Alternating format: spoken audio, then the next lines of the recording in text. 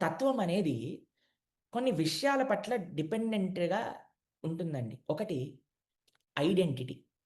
మన యొక్క స్వరూపం ఏమిటి? దీని పట్ల కూడా తత్వం ఉంటుంది. గమ్యం ఏంటి? గమ్యం ప్రకారంగా కూడా తత్వం విభజించి ఉంటుంది. కానీ మీకొక విషయం చెప్తాను.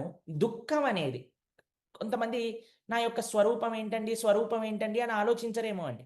కొంతమంది నా గమ్యం ఏంటి? మానవ జన్మ తర్వాత నేను ఎక్కడికెళ్తాను అని కూడా ఆలోచించలేరండి. కానీ ప్రతి ఒక్కళ్ళు ఆలోచించేది ఏంటో తెలుసా అండి? దుఃఖం ఎందుకొస్తుంది? నాకెందుకు ఈ దుఃఖం వచ్చింది? నాకెందుకు ఈ కష్టాలొస్తున్నాయి? నేనేం పాపం చేశానని అని అంటూ ఉంటారు జనాలు. గుర్తుందా అండి మీకు? అందుకోసమని ఈ పాయింట్ తీసుకుందాం. దుఃఖం అసలు ఎందుకొస్తుంది మనకి అని ఏం చెప్తుంది? వివిధ సాంప్రదాయాలు, వివిధ వివిధ తత్వములు ఏమంటున్నాయో ఒకసారి చూద్దాం మనం. మీకో విషయం చెప్తాను మీకు. దుఃఖము యొక్క సోర్స్ ఏంటండి? పాపం. అయితే ఇవి ఎలా కొంతమంది నిరాకారవాదుల యొక్క ఒపీనియన్ ఏంటి? కోరికల వల్ల మనం దుఃఖపడుతున్నాం ఈ ప్రపంచంలో. దుఃఖాలు ఎందుకొస్తున్నాయి? కోరికలున్నాయి గాబట్టి దుఃఖాలొస్తున్నాయి. తర్వాత భౌతికమైన వాదం ఏం చెప్తుందో తెలుసా అండి? దుఃఖాలు ఎందుకొస్తున్నాయి అంటే కోరికలు నెరవేరట్లేదు కాబట్టి దుఃఖాలొస్తున్నాయి. దీంట్లో కూడా 2 రకాలున్నాయండి. కొంతమంది ఏమంటారు? నీకు కానీ కోరిక నెరవేరకపోతే నువ్వు దుఃఖపడుతుంటే నువ్వే బాధ్యుడివి దానికి. నువ్వే బాగుపరుచుకో నీ జీవితాన్ని అనంటారు. ఇంకొంతమంది ఏమంటారండి? లేదు సమాజం వారికి హెల్ప్ చేయాలి అనంటారు. మీరు చూడండి కోరిక. జనాలకి మాక్సిమం ఈ ప్రపంచంలో ఏం కోరికలుంటాయండి? ఫుడ్, క్లోతింగ్, షెల్టర్ అనంటారు. ఇప్పుడు చూడండి మీరు ఒకసారి ఆలోచన చేయండి. ఎంత డబ్బులుంటే ఎన్ని కోరికలు నెరవేరితే వాళ్ళు సుఖంగా ఉన్నారో ఒకసారి ఆలోచన చేయండి. ఏమి డబ్బులు లేకుండా, ఒక్క రూపాయి లేకుండా రోడ్డు పక్కన ఉండేవారైనా సరే, వారికి వచ్చిన దాంట్లో అన్నం, పప్పు తిని హాయిగా టైంకి నిద్రపోయి, టైంకి లేసేవాళ్ళున్నారు.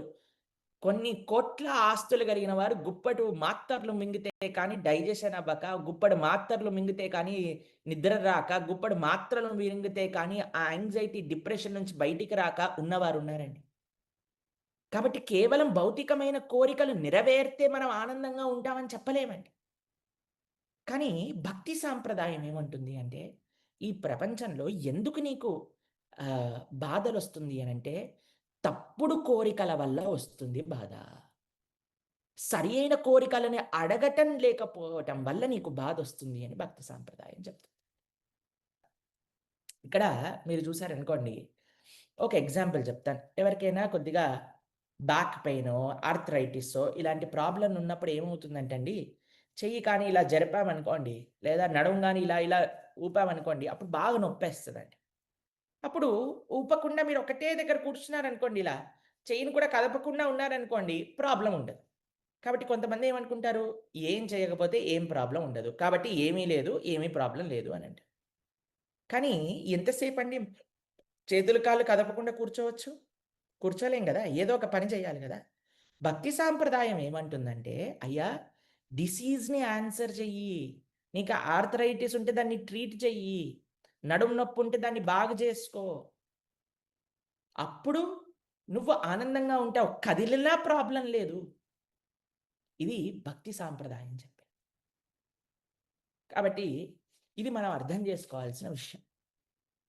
దాని తర్వాత మీరు చూడండి 6వ శ్లోకం, 7వ శ్లోకంలో ఏం చదువుతున్నారో ఒకసారి చదవండి.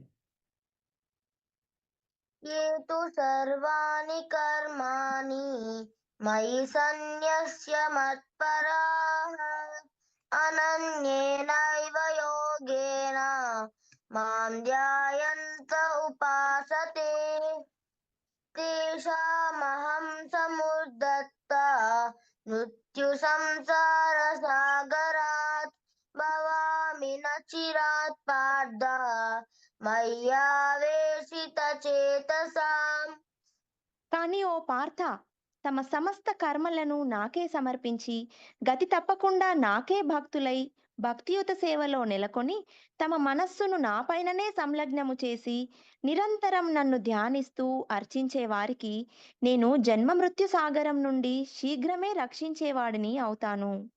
చూసారా అండి భగవానుడు ఎంత వైభవంగా చెప్తున్నారో. ఆ! ఈ సంసార సాగరం నుంచి మనందరిని రక్షిస్తారటండి స్వామి. ఎవరైతే భక్తితో ఆయనను ఆశ్రయిస్తారో. ఈ ఫోటో అంటే మాకు చాలా ఇష్టమండి. చూడండి భగవానుడు ఎంత వంగిపోతున్నాడు చూడండి అసలు.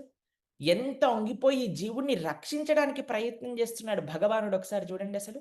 ఎంత కరుణ, ఎంత కృప భగవంతుడిదండి. ఆ భగవంతుడు ఇచ్చే చెయ్యి ఎవరో కాదండి. అదే ఆచార్యులు. వాళ్ళే గురువులు. వారిని కానీ మనం గట్టిగా పట్టుకుంటే, మనం సొంతంగా ఏదో సంపాదించవలసిన అవసరం లేదండి. భగవంతుడిచ్చే ఆ హెల్ప్‌ని కానీ మనం స్వీకరించగలిగితే, వినయంగా, విధేయతతో, నమ్మకంతో కానీ మనం శ్రవణం చేయగలిగితే, భగవంతుడు ఆచార్య శుశ్రూష, గురు శుశ్రూష చేయగలిగితే, మనం ఈ సంసారం నుంచి బయటపడిపోతామండి. చాలా సులభమండి. భక్తి అనేది అత్యంత సులభమైనది. చక్కగా సేవ చేసుకోవాలి భక్తి మార్గం. చక్కగా వినయంగా గురువుల దగ్గర నుంచి వినటం భక్తి మార్గం. బ్రహ్మాండంగా శుశ్రూష, సేవ చేసుకోవటం భక్తి మార్గం. దుఃఖాలు ఎందుకొస్తున్నాయి అంటే, కోరికలు నెరవేరట్లేదు కాబట్టి దుఃఖాలొస్తున్నాయి. దీంట్లో కూడా 2 రకాలున్నాయండి. కొంతమంది ఏమంటారు, నీకు కానీ కోరిక నెరవేరకపోతే నువ్వు దుఃఖపడుతుంటే నువ్వే బాధ్యుడివి దానికి. నువ్వే బాగుపరుచుకో నీ జీవితాన్ని అనంటారు. ఇంకొంతమంది ఏమంటారండి, లేదు సమాజం వారికి హెల్ప్ చేయాలి అనంటారు. మీరు చూడండి కోరిక. జనాలకి మాక్సిమం ఈ ప్రపంచంలో ఏం కోరికలుంటాయండి? ఫుడ్, క్లోతింగ్, షెల్టర్ అనంటారు. ఇప్పుడు చూడండి, మీరు ఒక్కసారి ఆలోచన చేయండి. ఎంత డబ్బులుంటే, ఎన్ని కోరికలు నెరవేరితే వాళ్ళు సుఖంగా ఉన్నారో ఒకసారి ఆలోచన చేయండి. ఏమి డబ్బులు లేకుండా, ఒక్క రూపాయి లేకుండా రోడ్డు పక్కన ఉండేవారైనా సరే, వారికి వచ్చిన దాంట్లో అన్నం, పప్పు తిని హాయిగా టైంకి నిద్రపోయి, టైంకి లేసేవాళ్ళు